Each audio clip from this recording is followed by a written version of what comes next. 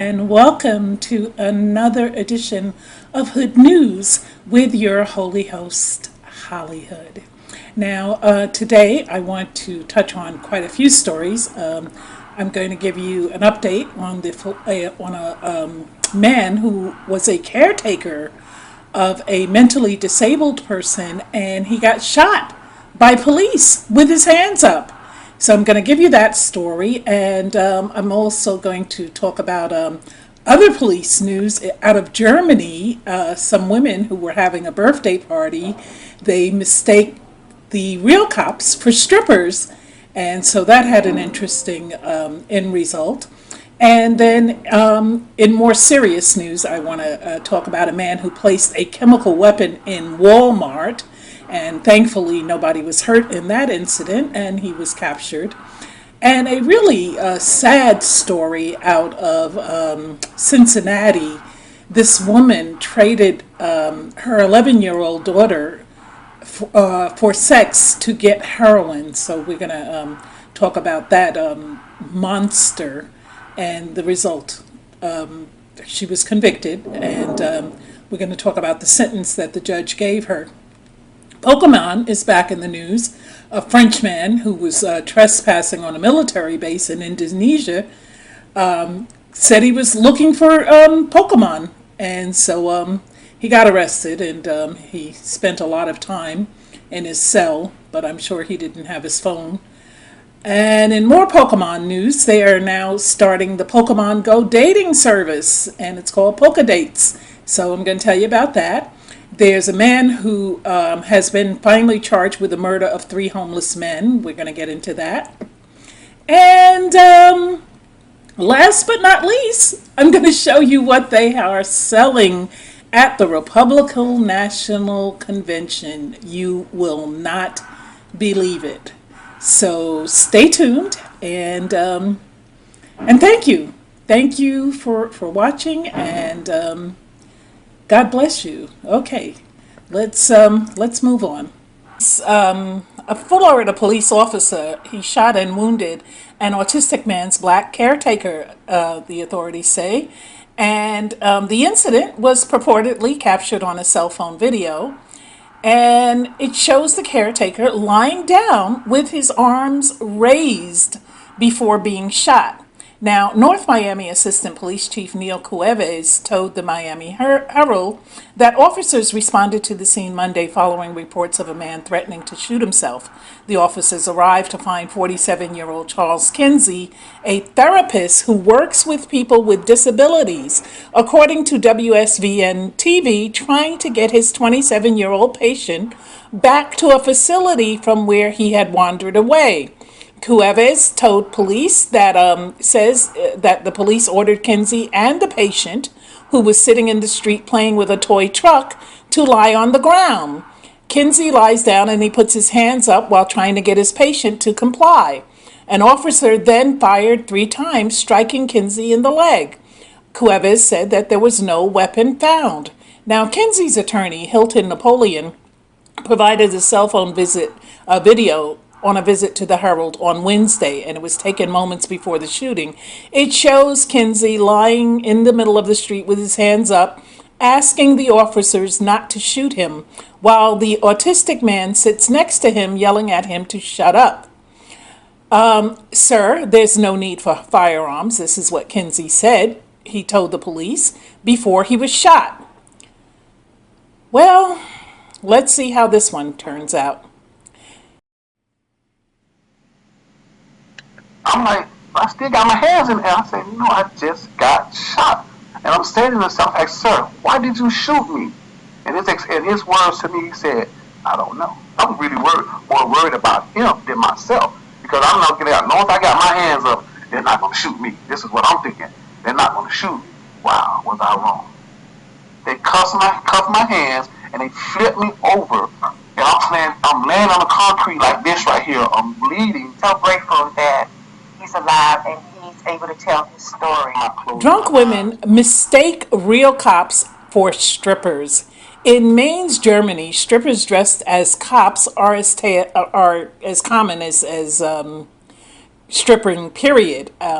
which could explain why some revelers at a German birthday party got a bit confused when two officers showed up over a noise complaint. The police were called to the party tent in the southwestern town of Bendorf on Sunday after a 50th birthday celebration got a bit too loud, and that's when the women went wild. When they saw the two male officers, they assumed these were the strippers, and they dragged them in. They attempted to take their clothes off, and it was about 10 women against these two officers.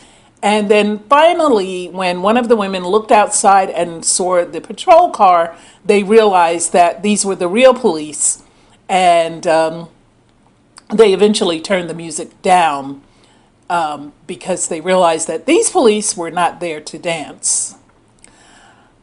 A man placed a chemical weapon in Walmart. What is wrong with people?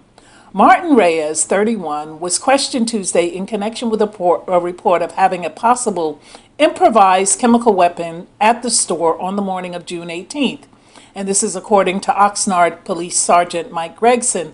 The store was evacuated for about 6 hours until a hazmat team rendered the device safe.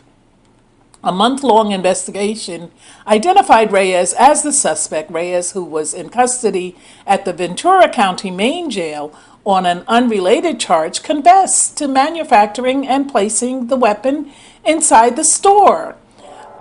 He said he researched how to do it on the internet. Oh boy, thanks internet.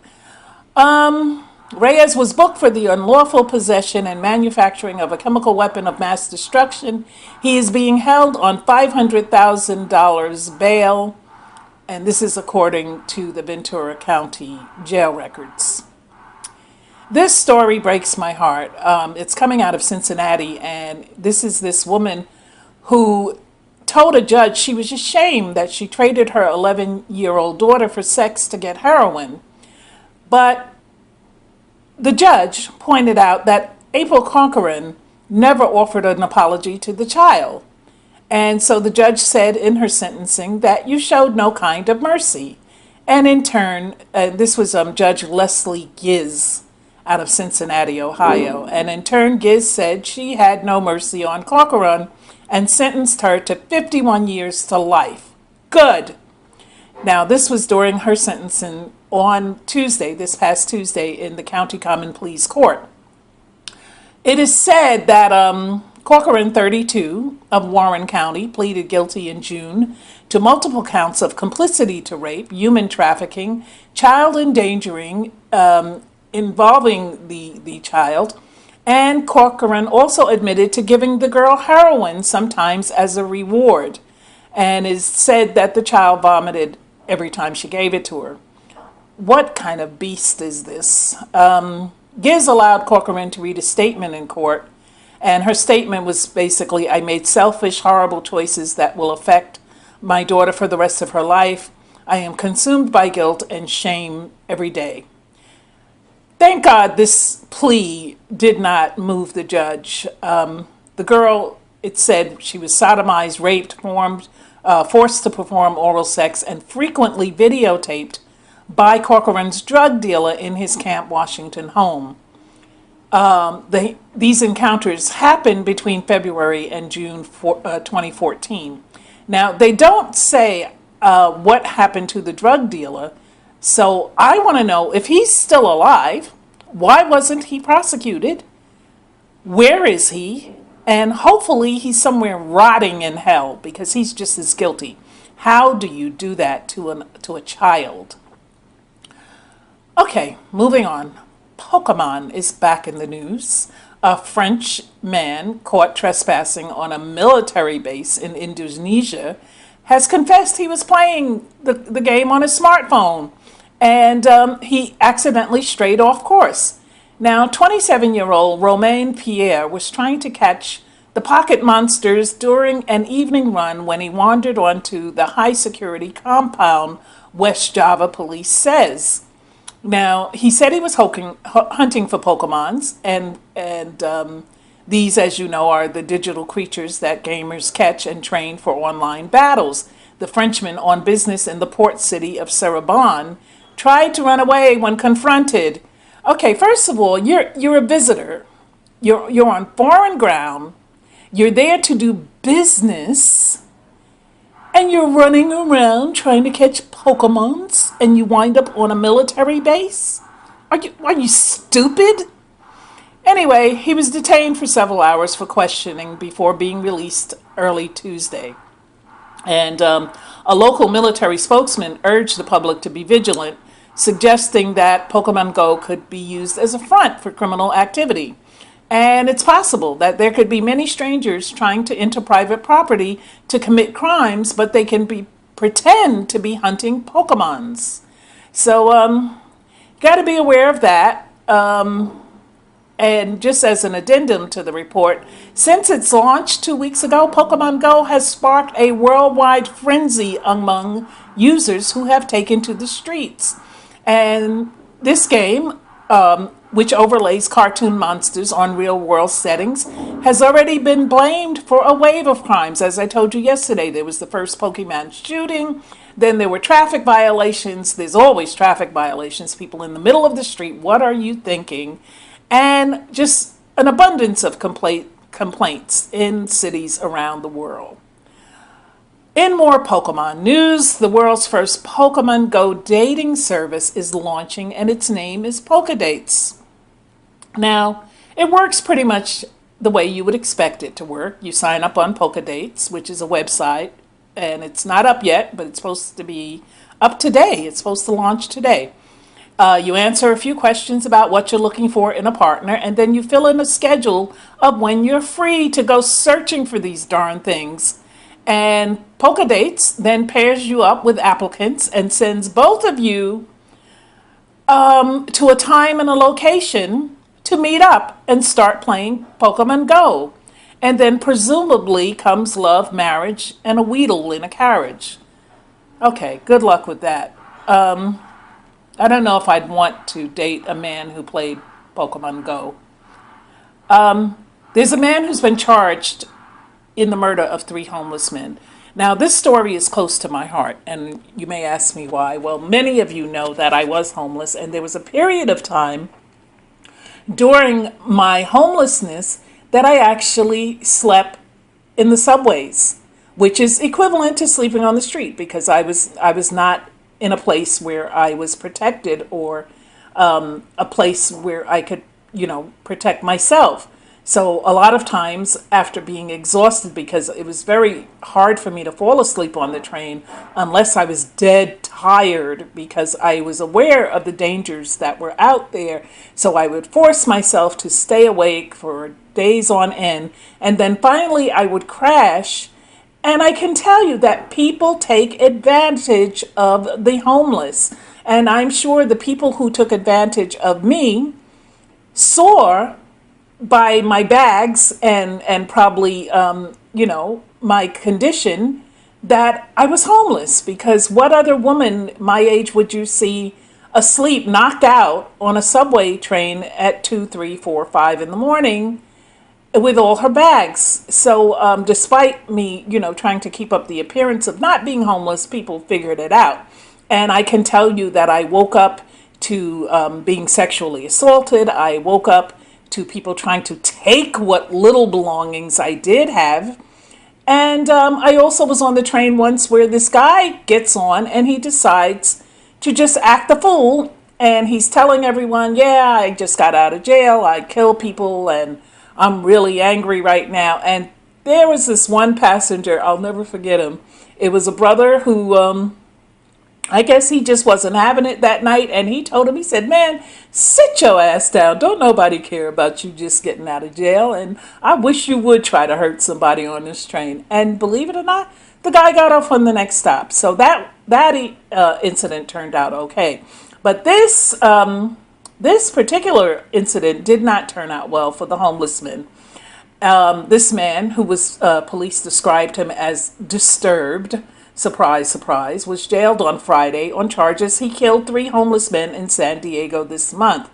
2 of them he set on fire in a violent crime spree, and that left 2 others injured and terrorized San Diego's poorest residents. Now, the suspect, John David Guerrero, 39, was stopped on his bicycle and arrested about 30 minutes after the latest surviving victim was found bleeding from a chest wound and screaming for help at the edge of downtown San Diego. His arrest came 4 days after another man who was detained last week as a suspect and described as homeless himself was released from custody because authorities realized that they had the wrong man. Police expressed confidence that they now have captured the individual responsible for the attacks that began 2 weeks ago and sent a wave of fear through streets, parks, underpasses, and vacant lots where many of the city's homeless find shelter. So I'm glad they caught this guy, but, again, if you're going to be a bully, pick on somebody who can fight you back. Don't pick on poor homeless people who most of them are ill. A lot of times you can't really go much lower than that. So why kick a person when they're down? One of my favorite saying, and I've said it to people often, and I continue to say it, is never look down on a person unless you're helping them to get up.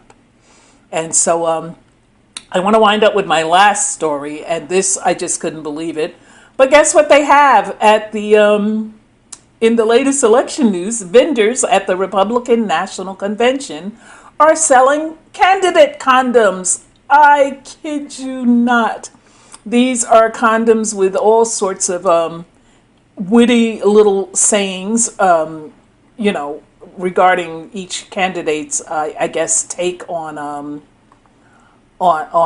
their campaign. And some of them are kind of cute. Some of them are actually pretty amusing. For Bernie's, it says, "Don't you feel the burn?" And "Not for use in lobbies, get a room." Hills says, "What's your favorite position?" That's mine too. And then, of course, the Trumps says, "Next time you hit that rump, think of the Trump."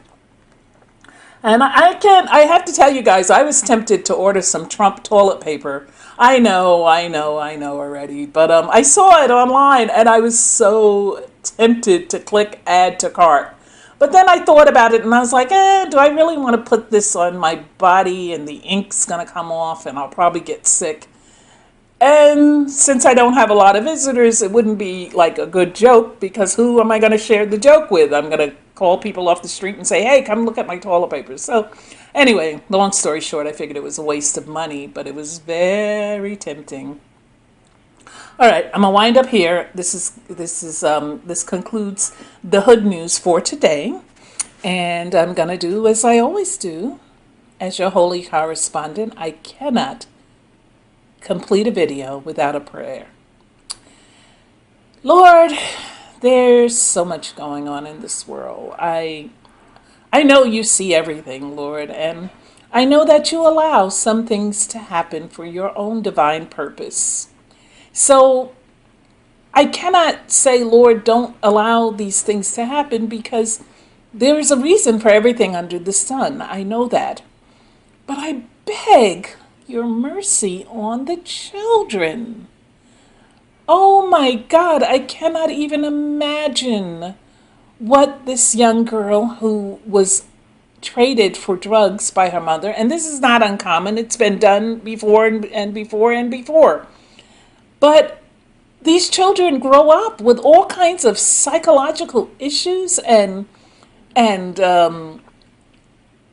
just emotional trauma that it makes them dysfunctional in relationships, in dealing with others, in trust. And it's so wrong, Lord. I know you know it's wrong. So I'm pleading on behalf of the children, Lord, save them. Save them. We don't have a future without them, and we don't want a future with a bunch of dysfunctional, hurt people running around. The end result is that they wind up like these other people, like the man who wanted to set off these chemicals in Walmart. He's hurting, and for some reason he wanted to hurt others. And we don't know the deeper issue there, but Lord, There has to be one. And I pray for the victims of the man who was doing the homeless killings. There has to be something somewhere that people can notice and get these people help before they go on their rampages, Lord. So I beg compassion for the police that they'll think before pulling that trigger. That they'll be compassionate. This man, he was a caretaker, and he was out trying to get his autistic patient back somewhere safe, and thankfully they didn't shoot him, but they shot the man who was taking care of him. And I also hope he sues and wins, because that was just carelessness. The man had his hands up. How much more compliant can you be?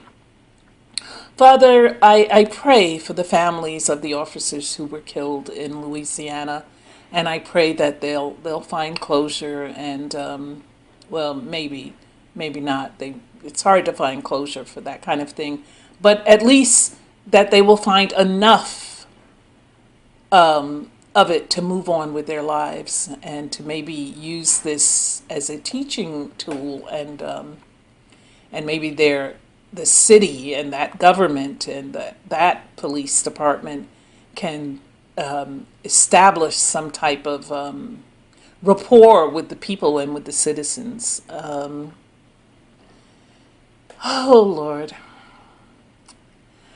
As always, I thank you for the subscribers. I thank you for those who just merely check in.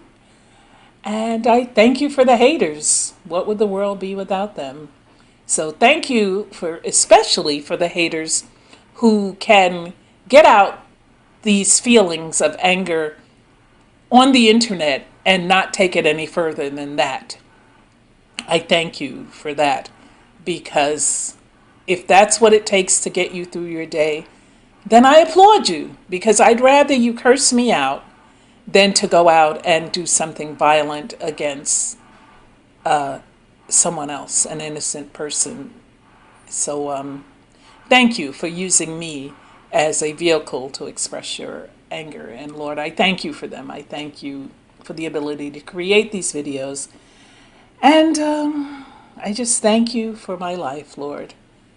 In Jesus' mighty name, amen.